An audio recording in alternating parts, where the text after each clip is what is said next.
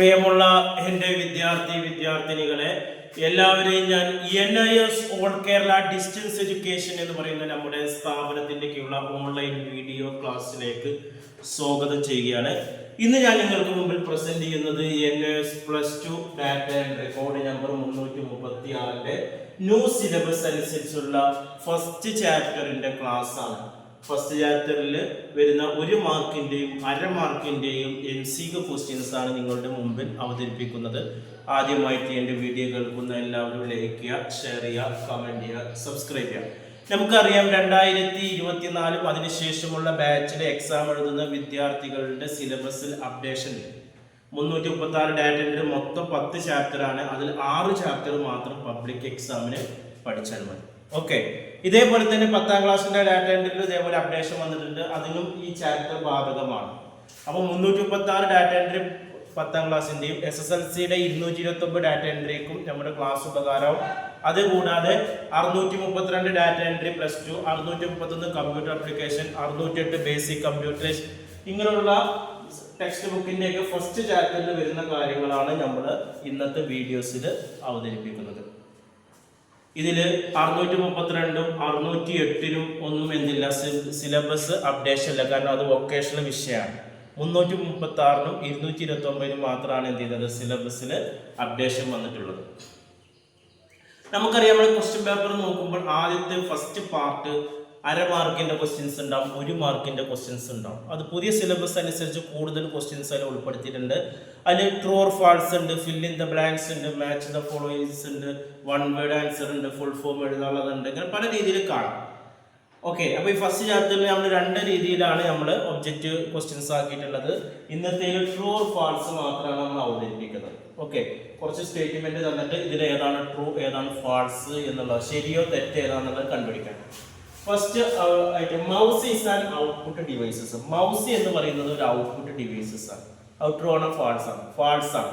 Keyboard, mouse, ഇതൊക്കെ നമ്മൾ എന്താണ്, ഇൻപുട്ട് ഡിവൈസസ് ആണ്.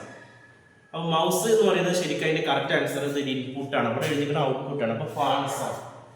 റീസൺ എഴുതാനൊന്നും പറഞ്ഞില്ല, റീസൺ എഴുതുന്നതൊന്നും പറഞ്ഞില്ല. അടുത്ത OCR stand for optical content reader ആണ്. സാധാരണ നമ്മൾ പ്രിന്ററിന്റെ ഒരു ഭാഗമായിട്ടാണ് ഈ സ്റ്റേറ്റ്മെന്റ് വരുന്നത്.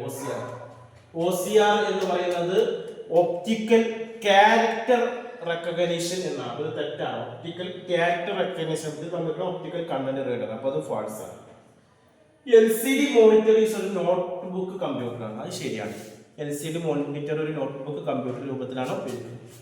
അടുത്ത് speed of dot matrix printer is measured in character per second. അതും ശരിയാണ്. ഡോട്ട് മാട്രിക്സ് പ്രിന്ററിന്റെ സ്പീഡ് അളക്കുന്നത് ക്യാരക്ടർ പെർ സെക്കൻഡിലാണ്.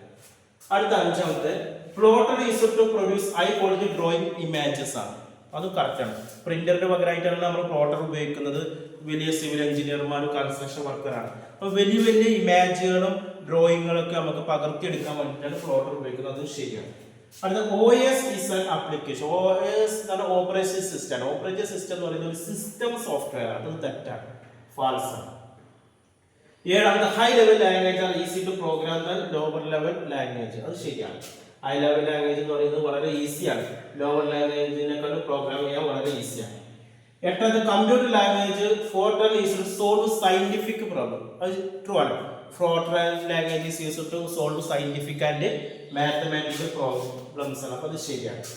അടുത്ത C is an object oriented language ആണ്. C എന്ന് പറയുന്നത് ഒബ്ജക്റ്റ് അല്ല, സ്ട്രക്ചേർഡ് പ്രോഗ്രാമിംഗ് ലാംഗ്വേജ് ആയിട്ടാണ് നമ്മൾ എന്ത് ചെയ്യുന്നത്, ഉപയോഗിക്കുന്നത്. അപ്പോൾ തെറ്റാണ്. ലാസ്റ്റ് 10ാമത്തെ compiler convert high level language to machine language. Compiler എന്ന് പറയുന്നത് വലിയ ലാംഗ്വേജിൽ നിന്ന് മെഷീൻ ലാംഗ്വേജിലേക്ക് കൺവേർട്ട് ചെയ്യുന്നതാണ് കമ്പൈലർ. അപ്പോൾ അത് ട്രൂ ആണ്. ഇത്രയാണ് നമ്മൾ വരുന്നത്. ഇതിന് ചിലപ്പോൾ ഓരോ മാർക്ക് വരുന്ന ക്വസ്റ്റ്യൻസ് ആണ് ഇത് വരുന്നത്. ഓക്കെ, ഇതേപോലെ നമ്മൾ സെക്കൻഡ് ചാപ്റ്ററിലും മറ്റുള്ള ചാപ്റ്ററിലൊക്കെ നമ്മൾ വർക്ക്ഔട്ട് ചെയ്യും. ഇനി നമ്മൾ അടുത്ത വീഡിയോസിൽ ഇതിൽ ഫുൾ ഫോം എഴുതാനുള്ളതൊക്കെയാണ് നമ്മൾ വരുന്നത്. കൂടുതൽ വിവരങ്ങൾക്കും NISന്റെ SSLC +2 അഡ്മിഷനും വിവിധ യൂണിവേഴ്സിറ്റിയുടെ ഡിഗ്രി PG അഡ്മിഷൻ ഇന്ത്യയിലെ മുഴുവൻ സ്റ്റേറ്റുകളിലും നമ്മൾ എടുത്തു കൊടുക്കുന്നുണ്ട്. നിങ്ങളുടെ ജില്ലയിൽ തന്നെ നിങ്ങൾക്ക് എക്സാം സെന്റർ നമ്മൾ അറേഞ്ച് ചെയ്യുന്നുണ്ട്. അതേപോലെ തന്നെ ഗൾഫിലുള്ള മലയാളികൾക്ക് അവിടെ നിന്ന് പഠിച്ച് എക്സാമിന് നാട്ടിൽ വരാനുള്ള സംവിധാനങ്ങളുണ്ട്. നിങ്ങളുടെ ജോലിയെ തടസ്സപ്പെടാത്ത രീതിയിലുള്ള ക്ലാസ്സുകൾ നമ്മൾ അറേഞ്ച് ചെയ്തിട്ടുണ്ട്. വളരെ കുറഞ്ഞ ഫീസിൽ അതിൻ്റെ രജിസ്ട്രേഷൻ വർക്കുകളൊക്കെ നമ്മൾ ചെയ്തു കൊടുക്കുന്നുണ്ട്. അഡ്മിഷൻ എടുക്കുന്ന എല്ലാവർക്കും നമ്മൾ ക്ലാസ്സുകൾ നൽകുന്നുണ്ട്, ഫ്രീ ആയിട്ടുള്ള ഗൈഡുകൾ നൽകുന്നുണ്ട്, ടെക്സ്റ്റ് ബുക്കുകളുണ്ട്, അസൈൻമെൻറ്റ് ഫയലുകളെല്ലാം നൽകുന്നുണ്ട്. കൂടുതൽ വിവരങ്ങൾക്ക് എൻ്റെ വാട്സപ്പ് നമ്പർ ഡിസ്ക്രിപ്ഷൻ ബോക്സിലുണ്ട്, അതിൽ കോൺടാക്ട് ചെയ്യുക 9037114679. Okay, thank you.